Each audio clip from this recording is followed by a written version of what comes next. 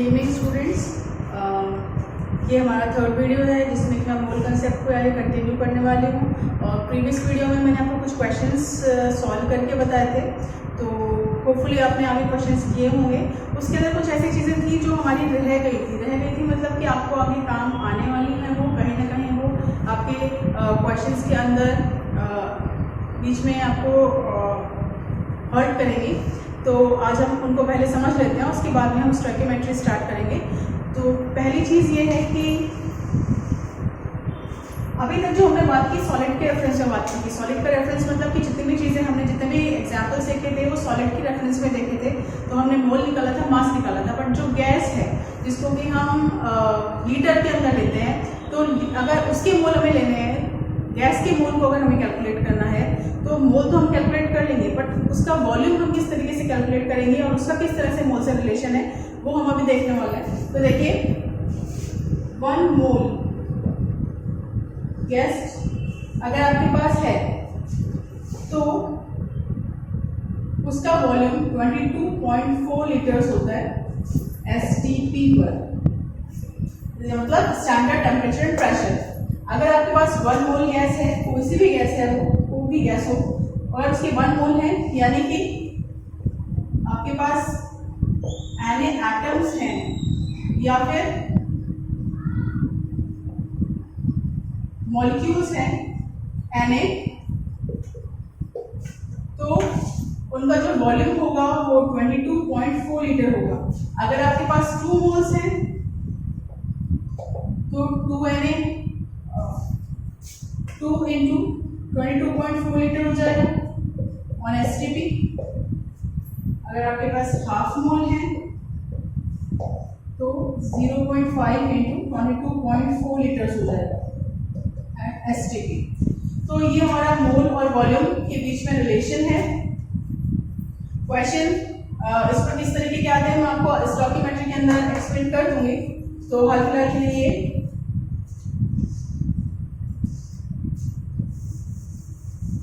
दूसरी जो इम्पोर्टेंट चीज है जो आपको पता होनी चाहिए वो ये है कि अगर आपको सपोज दिया गया H2O और H2O में भी आपको बोला गया 1 मोल ऑफ H2O, आपको बोला गया 1 मोल ऑफ H2O। इसका मतलब ये है कि 1 mole of H2O implies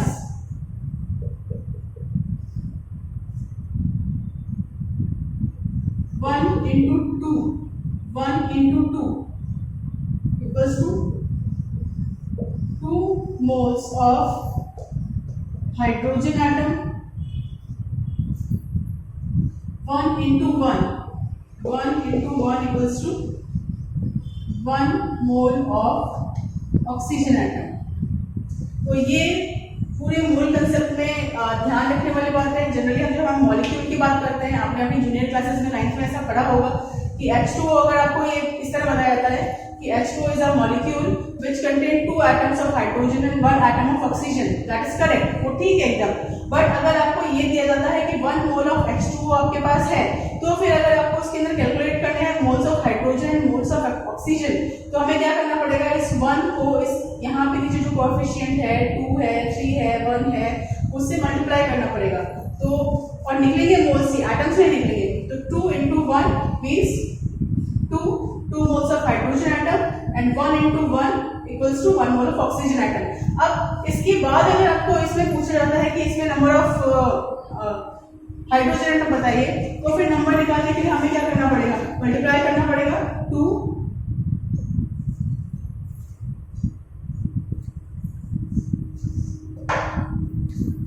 into Na atoms of hydrogen, and यहां पर हो जाएगा 1 into Na atoms of oxygen. तो ये एक इंपॉर्टेंट पार्ट था जो हमें आगे याद रखना है।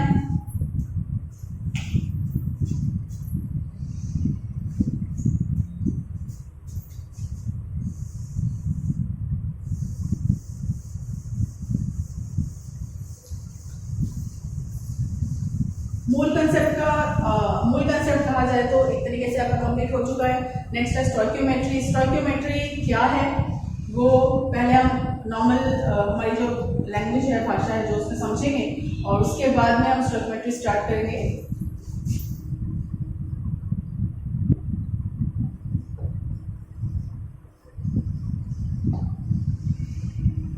तो देखिए ये बिल्कुल ऐसा ही है जैसे कि आप अगर मार्केट को सामान लेने गए और मार्केट में जब आप सामान लेने जाते हैं, सपोज कीजिए आप फ्रूट्स लेने गए या वेजिटेबल्स लेने गए, तो आपको जो सेलर है वो इस तरीके से बोलता है कि हमारे पास या तो आपको 250 ग्राम्स का आपको जो पैसा है वो बताता है, या फिर आपको 1 किलो का पैसा बताता है। तो आप उससे क्या करते हैं कि आप उससे अपने दिमाग में ही कैलकुलेट कर लेते हैं कि अगर आपके पास 250 ग्राम आपको मिल रहा है 4 रुपए में, कुछ भी है 4 रुपए में मिलता नहीं, मान लीजिए 250 ग्राम आपको 4 रुपए में मिल रहा है, तो आप उसको क्या करेंगे, 1 किलो लेना है तो आप उसको मल्टीप्लाई कर देंगे 4 से। और सेम ऐसे ही अगर आपको 1 किलो का जो है वो आपको 50 रुपए बोल रहा है, तो आप, और अगर आपको आधा किलो लेना है तो आप क्या करेंगे, उसको डिवाइड कर देंगे, हाफ कर देंगे या फिर 2 से डिवाइड कर देंगे या हाफ कर देंगे। तो सेम वही चीज हमें यहाँ पर अप्लाई करनी है। किस तरह से करेंगे, क्यों कर रहे हैं, क्योंकि ऐसा नहीं हमेशा हमें मोल 1 मोल ही चाहिए, 2 मोल ही चाहिए, या 1 Na एटम ही चाहिए, या 2 Na एटम ही चाहिए, हमें कभी कभी इससे कम भी चाहिए होते हैं। तो उस कंडीशन में हम किस तरीके से रिएक्शंस में कैसे कैलकुलेट करें। आपने रिएक्शंस जब पढ़ी होंगी तो देखा होगा कि जो एटम्स हैं वो अलग अलग नंबर नीचे लिखे होते हैं, जैसे Na2CO3 है, सोडियम कार्बोनेट, उसमें सोडियम के 2 एटम है, कार्बन का 1, ऑक्सीजन के 3 एटम है।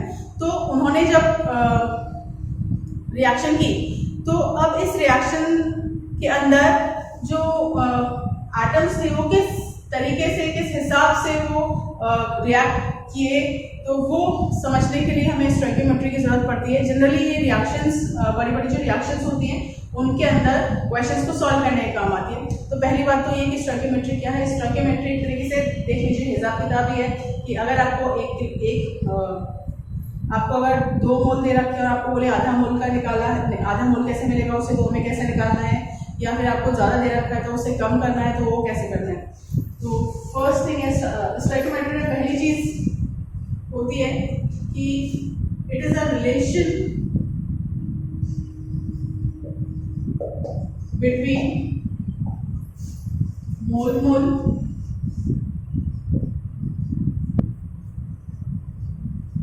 मोल मास और मोल एंड वॉल्यूम।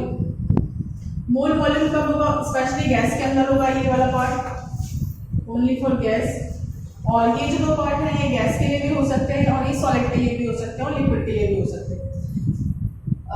जब आप बॉक्स में देखेंगे तो आपको यहाँ पे 3 अलग अलग तरीके के क्वेश्चंस मिलेंगे और आपको उनको 3 अलग अलग तरीकों से सॉल्व करना बताया होगा। लेकिन हम एक ही क्वेश्चन को, मतलब मैं आपको बताऊंगी कि यही क्वेश्चन में आप इन तीनों को कैसे सॉर्ट आउट कर सकते हैं। तो मोल से मोल कैसे निकाल सकते हैं, मोल अगर दिया हो तो आप मास कैसे निकाल सकते हैं, और मोल अगर आपको दिया हो तो वॉल्यूम कैसे निकाल सकते हैं।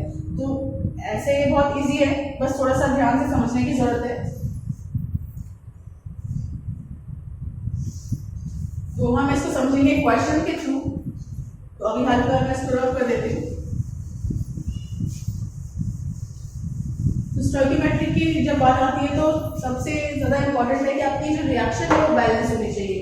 रिएक्शन हमेशा बैलेंस होनी चाहिए। तो आपका क्वेश्चन जो है वो कुछ इस तरीके से है हमारे पास।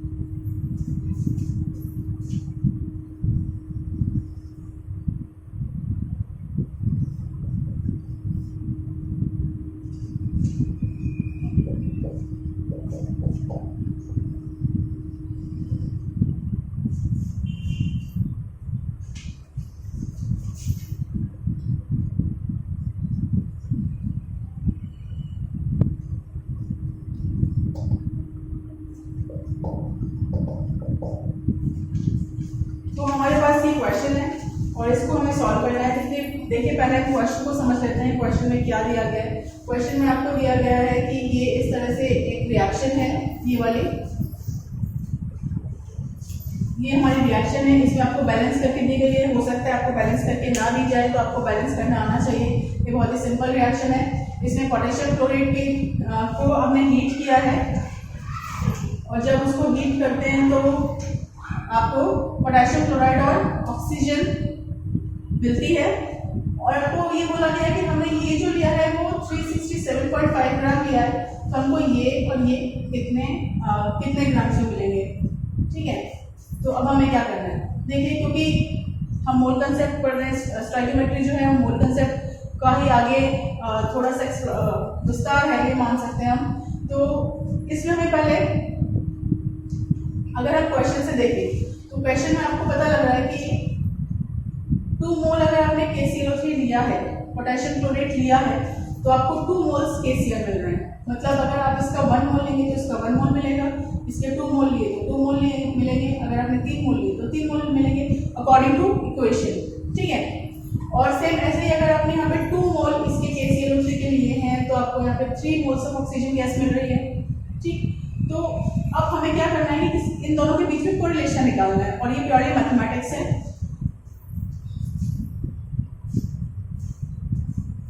तो हम इसका फर्स्ट पार्ट सॉल्व करते हैं और फर्स्ट पार्ट हमारा जो है वो ये है ग्राम्स ऑफ KCl। हमको ग्राम्स ऑफ KCl निकालना है और ग्राम्स ऑफ KCl निकालने के लिए हमें यहाँ पर गिवन मोल पता होनी चाहिए। मतलब ये तो अकॉर्डिंग टू इक्वेशन है जो हमने बैलेंस किया, लेकिन हमें दिए हुए तो ये दिया हुआ ग्राम वेट तो ये है, तो हमें इसके अकॉर्डिंग जो है मोल्स हमें निकालने पड़ेंगे। तो फर्स्ट हमारा जो होगा ये होगा कि मोल्स ऑफ KClO3, आप यहाँ गिवन लिख सकते हैं, और वो होंगे gram weight by molecular weight. Gram weight आपके पास यहाँ दिया हुआ है 367.5 डिवाइडेड बाय मॉलिक्यूलर वेट आपको गिवन है 122.5। अगर हम इसे सॉल्व करें तो अप्रॉक्स ये 3 मोल्स आते हैं। मतलब कि अब हमारे पास 2 चीजें हो गई। देखिए हमें ये पता है कि 2 मोल से 2 मोल मिल रहे हैं और हमें ये भी पता है कि आपको जो दिया गया है वो 3 मोल दिए गए। तो आगे से हमें मैथ्स लगानी है।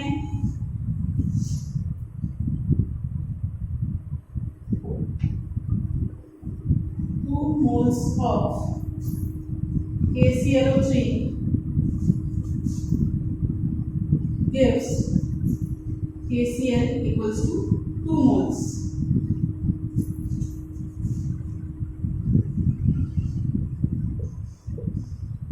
Three moles of KClO3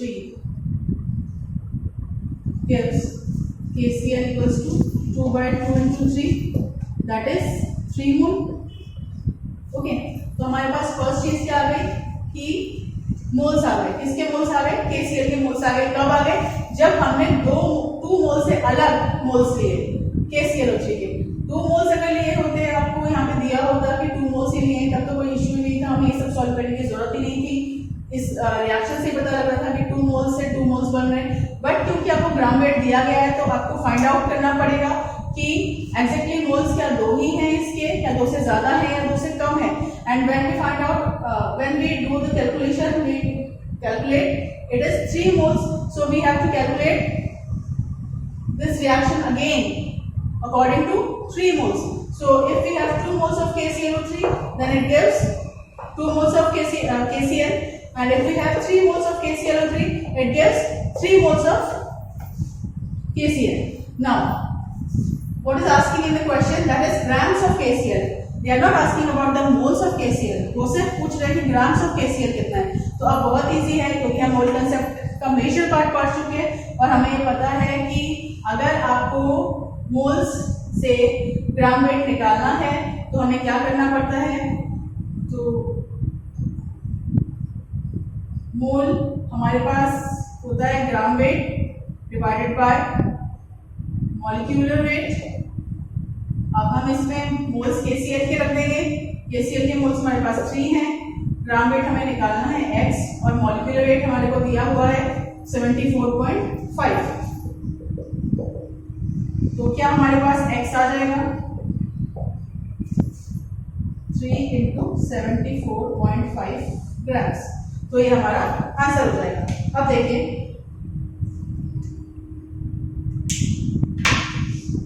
यहां पर हमने क्या किया, मोल्स से मोल्स निकाले, हमारे पास मोल मोल रिलेशनशिप जो थी वो आ गई। फिर हमने मोल्स से ग्राम वेट निकाला, तो ये वाला पार्ट हमारी मोल मास रिलेशनशिप को सेटिस्फाई करता है। मतलब हमने एक ही क्वेश्चन के अंदर दो चीजें देखनी है, मोल mole and mole mass. Hopefully यहाँ तक किसी को डाउट होना नहीं चाहिए, क्योंकि ये वाला पार्ट जो है वो आप ऑलरेडी कर चुके हैं। ये वाला पार्ट प्योरली मैथमेटिक्स है और इसमें भी कुछ ज़्यादा रॉकेट साइंस हमने लगाई नहीं है। तो ये हमारा फर्स्ट पार्ट हो गया, हमने ये वाला पार्ट सॉल्व कर लिया। You can take a screenshot of it.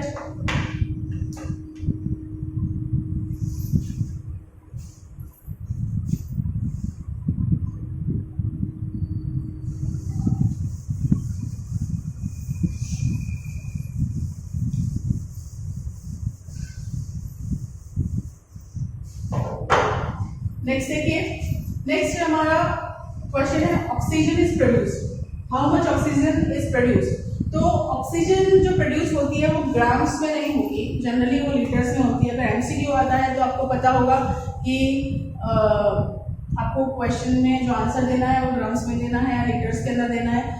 और यहाँ पर हम ग्राम्स में ना कैलकुलेट करके लीटर में कैलकुलेट करेंगे, क्योंकि वो आपको एक बार मास मोल वॉल्यूम रिलेशनशिप को भी एक्सप्लेन करेगा।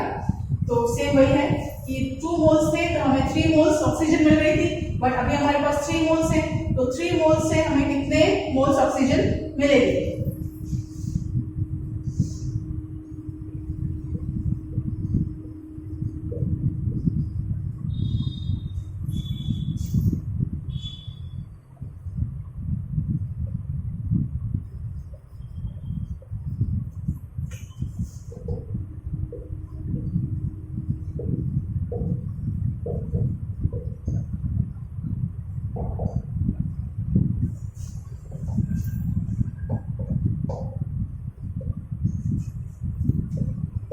हमारे पास यहाँ ऑक्सीजन के 4.5 मोल्स आ गए। ठीक है, अब आप चाहें तो यहाँ पे ऑक्सीजन का ग्राम वेट निकाल सकते हैं। ग्राम वेट निकालना मैं आपको सिखा चुकी हूँ अभी। और अभी अगर हमको स्पेसिफिकली अगर यहाँ बोला जाए कि oxygen is produced on STP, if oxygen is produced at STP, ये स्पेसिफिकली आपको दिया जाएगा कि एसटीपी पे ही निकालना है, क्योंकि एसटीपी पे ही 1 मोल जो है उसका वॉल्यूम 22.4 लीटर होता है। कभी कभी आपको एनटीपी भी लिखा हुआ मिलेगा। एसटीपी मीन्स है standard temperature pressure, NTP means है नॉर्मल टेम्परेचर प्रेशर। तो एनटीपी के ऊपर जो वॉल्यूम आता है 1 मोल का वो 22.7 लीटर्स आता है। जनरली इतना डीप तक कोई ज़्यादा नहीं है, क्योंकि पॉइंट के बाद ही डिफरेंस है, तो बहुत ज़्यादा मेजर डिफरेंस नहीं आता है आपके आंसर के अंदर। तो स्टार्टिंग की वैल्यू जो आएगी पॉइंट के पहले वो सेम ही आने वाली है, लेकिन एनटीपी पर भी पूछा जा सकता है, तो ये आपको याद होना चाहिए। तो यहाँ पर मैं स्टार बना देती हूँ कि ये आपको पता होना चाहिए। बट इन जनरल हम एसटीपी की बात करते हैं जो 22.4 लीटर है। तो अब देखिए करना क्या है, एज वी नो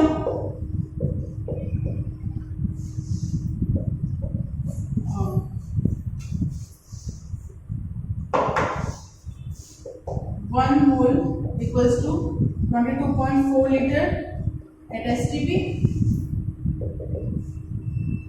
4.5 moles कितने आपका कितना होगा 22.4 into 4.5 moles आपके पास आ जाएगा इसका प्रॉपर वॉल्यूम। मतलब आपको यहाँ पे जो आंसर मिलेगा वो लीटर्स के अंदर मिलेगा। तो हमने यहाँ पर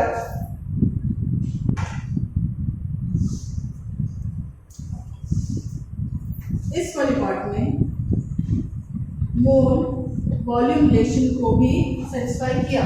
तो देखिए एक ही क्वेश्चन के अंदर मैंने आपको मोल मास मतलब मोल से मोल कैसे निकालते हैं एक केमिकल रिएक्शन में, मोल से मास कैसे निकालते हैं और मोल से वॉल्यूम कैसे निकालते हैं, और आपको सब एक्सप्लेन कर दिया है।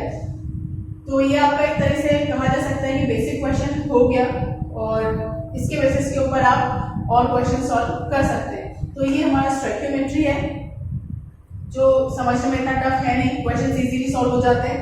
कब हो जाते हैं? जब आपको मॉलिक्यूलर मास पता हो। यहाँ पे आपको सब कुछ गिवन है क्योंकि मेरे को यहाँ सॉल्व करना था तो मैंने सब कुछ निकाल के रखा था, बट आपको ये के का जैसे कि मॉलिक्यूलर एटॉमिक मास 39 U होता है ये पता होना चाहिए, क्लोरीन का 35.5 U होता है आपको पता होना चाहिए, ऑक्सीजन का ऑक्सीजन एटम है तो 16 होता है, और O2 मॉलिक्यूलर फॉर्म में 32 होता है या 42 U होता है, ये आपको पता होना चाहिए।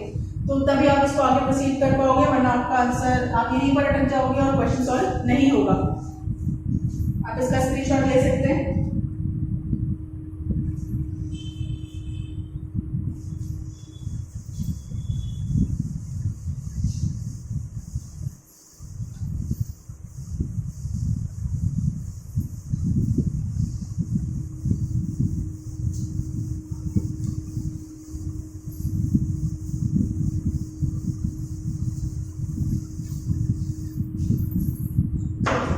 देखिए मैंने जब आपको स्टोइकियोमेट्री स्टार्ट किया तो मैंने आपको बोला कि जो इक्वेशन है दैट शुड बी बैलेंस्ड, मतलब इक्वेशन का बैलेंस होना बहुत जरूरी है। लेकिन कई बार ऐसे इक्वेशंस भी आती है जिनको बैलेंस करने के लिए हमारा बहुत सारा टाइम कंज्यूम हो जाता है। तो जब अगर ऐसा हो तो हम उस क्वेश्चन को कैसे सॉल्व करें, या मान लीजिए ऐसा हो रहा है कि आपसे इक्वेशन बैलेंस ही नहीं हो रही है, कई बार ऐसे इक्वेशन आ जाती है जिनको जो बैलेंस हो ही नहीं पाती है, तो फिर उस कंडीशन में हम किस तरह से हम उसको फाइंड आउट करें, क्वेश्चन को कैसे सॉल्व करें। तो उसके लिए भी हमारे पास एक बहुत ही अच्छा ट्रीटमेंट है and that is known as POAC, principle of atomic conservation.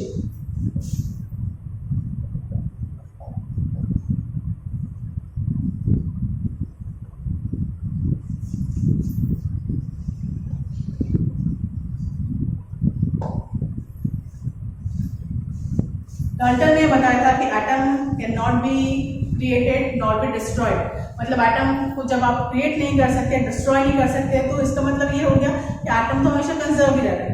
तो जब एटम कंजर्व रह रहा है तो हम क्यों ना उस पोस्टुलेट का यूज हमारे मोल्स कैलकुलेट करने में करें। किस तरह से करेंगे? हम इस तरीके से करेंगे। और जब भी आप POAC यूज करते हैं तो वहां पर इक्वेशन का बैलेंस होना कंपल्सरी नहीं होता है।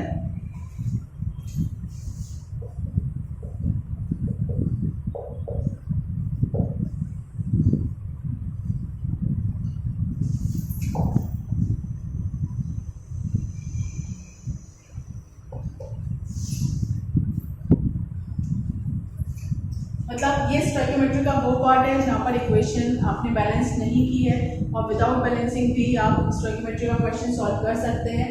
तो क्वेश्चन हमारा सेम रहेगा, मैंने रब कर दिया गलती से। चलिए मैं उसके जो मेजर पार्ट है वो लिख दूंगी और उससे हम निकालेंगे।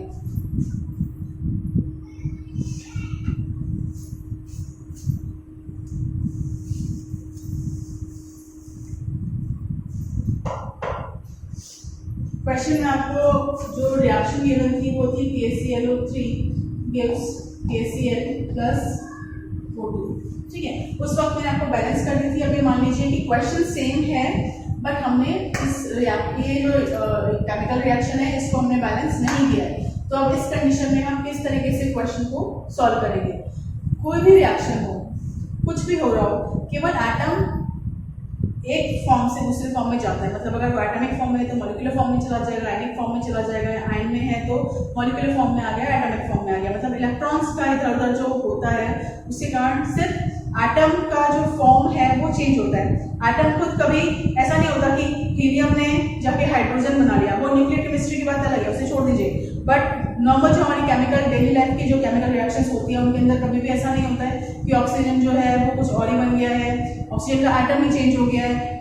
तो इस जो ये बात है उससे अकॉर्डिंग हम ये बोल सकते हैं कि इससे ये बन रहा है, ठीक है, इससे ये बन रहा है। मतलब कि इसके अंदर जितनी ऑक्सीजन थी, ऑक्सीजन एटम थे, उतने ऑक्सीजन एटम यहाँ पर होने चाहिए, निकलने चाहिए, क्योंकि एटम तो कंजर्व है और यहाँ पर ऑक्सीजन है नहीं।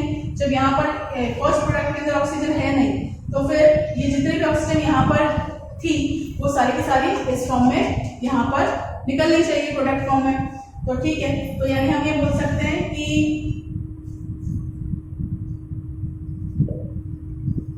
atoms of oxygen in KClO3 equals to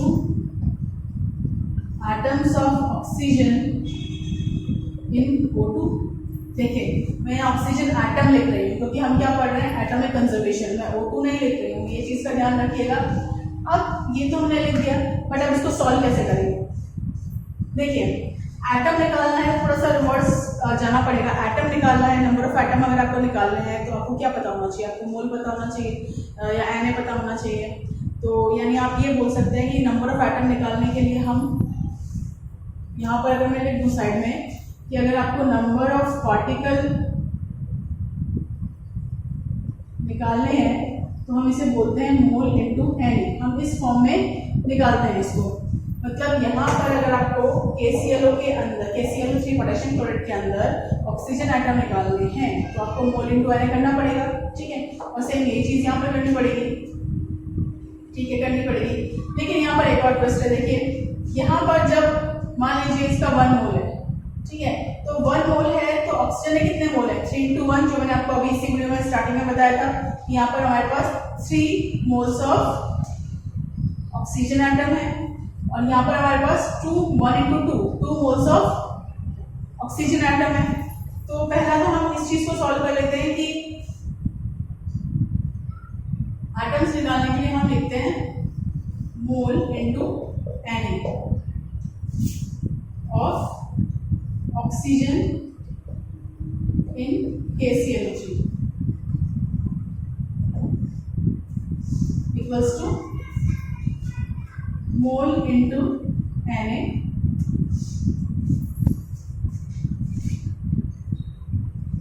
of oxygen in O2। थोड़ा सा स्टार्टिंग में जो आप करेंगे तो आपको टफ लगेगा, समझ नहीं आएगा, लेकिन एक दो बार प्रैक्टिस करेंगे तो चीजें सॉल्व हो जाएंगी। तो थोड़ा सा आपको पुराना भी इसमें याद रखना पड़ेगा। तो अब अकॉर्डिंग टू दिस इक्वेशन यहाँ पर देखिए, according to this equation we have 3 moles of oxygen atom, 1 into 3 moles of oxygen atom। so 3 into अगर हम इसको और ओपन करके लिख दें तो हम ये लिख सकते हैं कि 3 into gram weight by molecular weight into Na equals to 2 into 1 equals to 2 into mole into Na, ठीक है। अब देखिए Na से Na यहाँ पे कैंसिल हो जाता है, तो ये मैंने आपको इतना इसलिए लिखवाया था,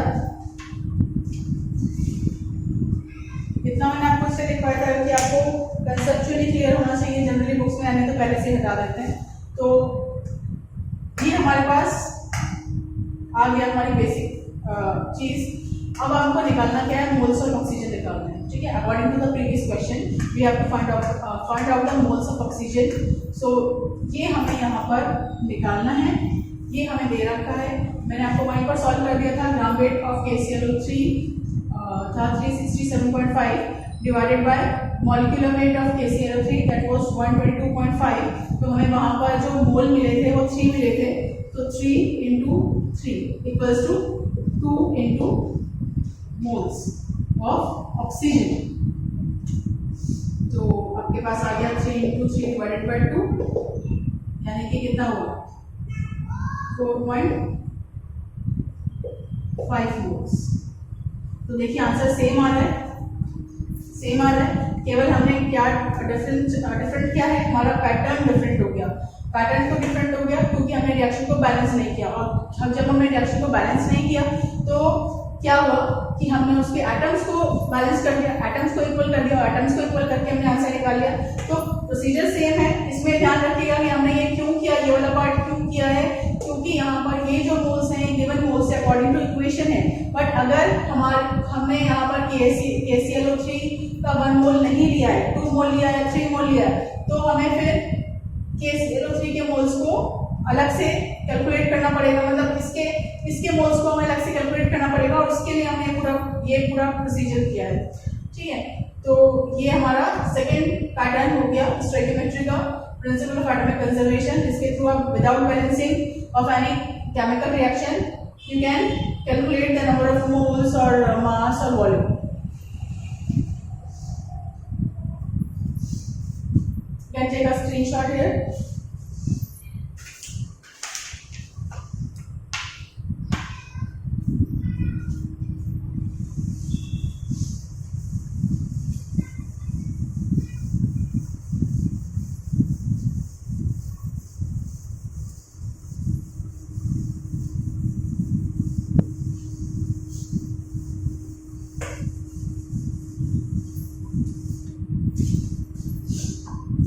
इसी में एक और चीज आती है लिमिटिंग रिएजेंट। तो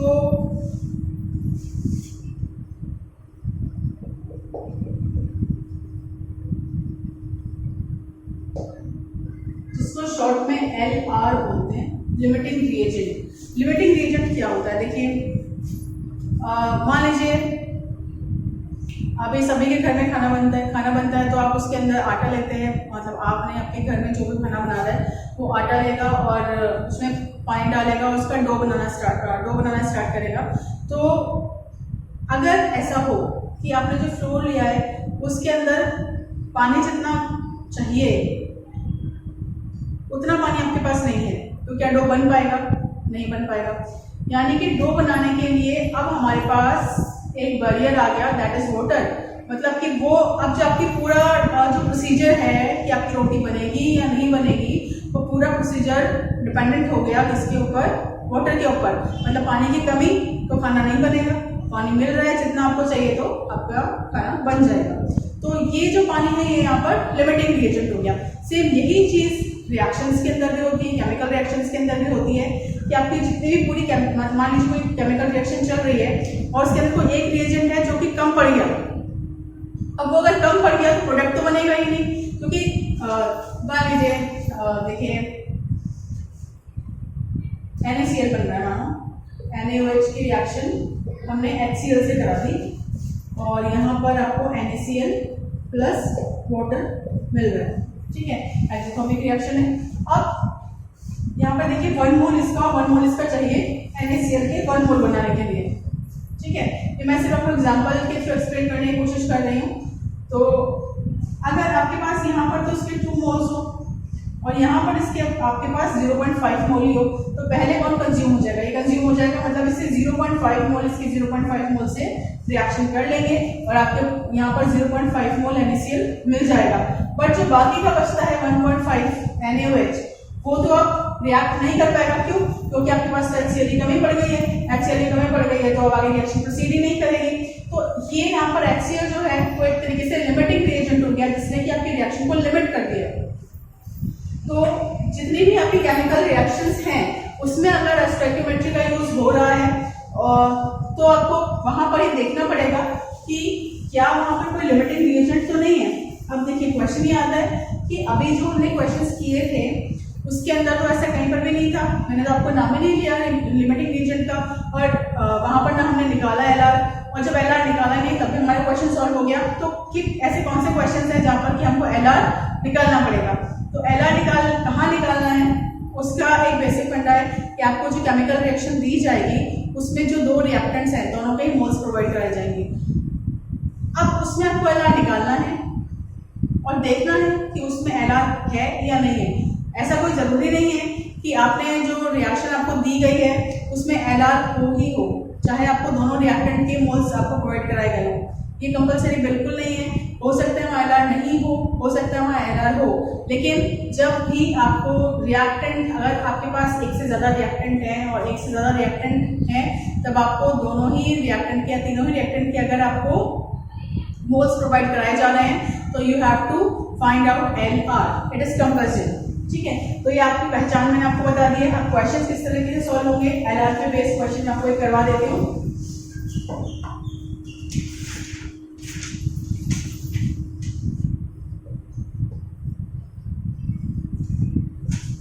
moles of Na2CO3, that is potassium carbonate,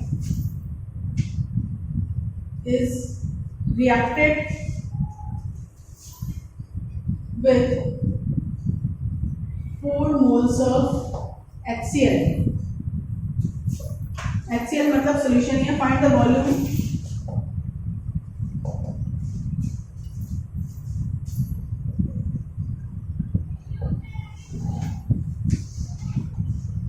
of carbon dioxide gas produced at STP. देखिए क्वेश्चन आपको दे दिया गया है. इसमें मैंने आपको बताया था कि एलआर को कब निकालना है. एलआर में हमेशा तब निकालना है जब आपको रिएक्शन में दोनों ही जो रिएक्टेंट है उनके मोल्स गिवन हो. मतलब कि ये आपके लिए इंडिकेशन है कि आपको एलआर निकालना है. तो पहले हम रिएक्शन लिख लेते हैं. और जब भी आप एलआर की बात करें तो कोई सेम स्टोइकियोमेट्री लगेगी. आपको वहाँ पर रिएक्शन का बैलेंस होना जरूरी होता है. तो रिएक्शन हमने लिखी Na2CO3 प्लस HCl, यानी कि ये क्या है, सॉल्ट है, उसकी रिएक्शन HCl से हो रही है. तो NaCl बनेगा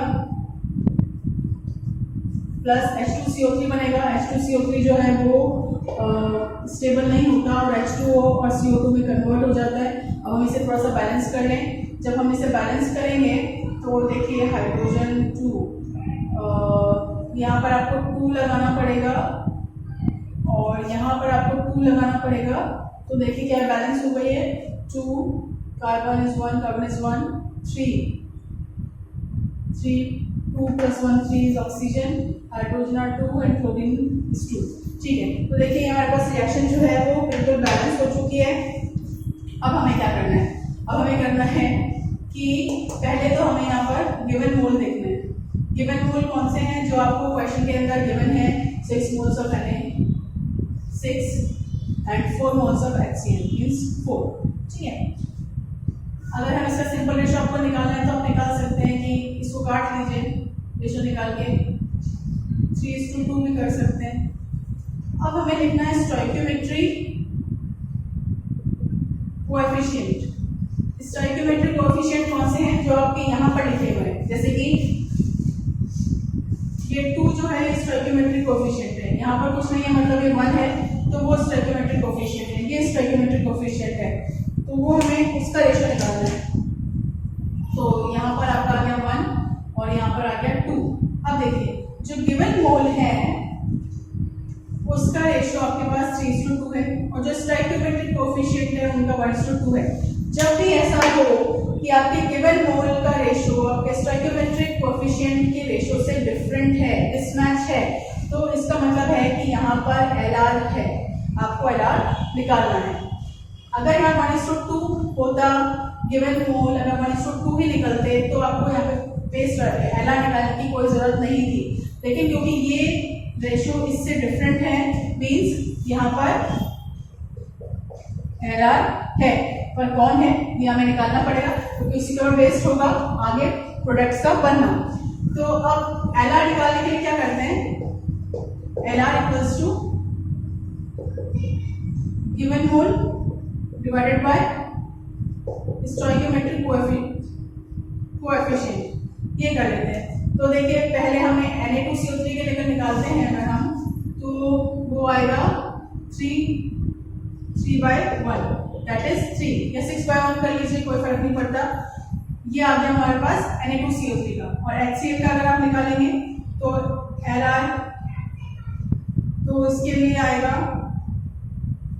गिवन मोल. गिवन मोल है हमारे पास 4 divided by stoichiometric coefficient 2 means 2 आ गया. तो देखिए कौन कम है, ये कम है, मतलब कि HCl इज LR. यहाँ पर ये चीज क्लियर हो गई क्योंकि ये लीस्ट अमाउंट में है इसलिए पहले खत्म होगा. जब ये पहले खत्म होगा इसका मतलब कि Na2CO3 जो है वो बचेगा हमारे पास एक्स्ट्रा. तो आपका NaCl का बनना किस पर डिपेंडेंट हो गया, HCl के ऊपर डिपेंडेंट हो गया. तो यहाँ पर अब जो भी अभी कैलकुलेशन होगी वो सिर्फ HCl के मोल्स के अकॉर्डिंग होगी, उसके अलावा किसी के अकॉर्डिंग नहीं होगी. तो देखिए हमारे पास ये आ गया है कि HCl इज LR. ये वाली चीज आपको क्लियर हो गई होगी. अब इसका स्क्रीनशॉट ले लीजिए. बाकी आगे आपके और मैथमेटिकल स्टोइकियोमेट्री है. आपको पूछा हुआ क्या है कि find out the volume of carbon dioxide gas.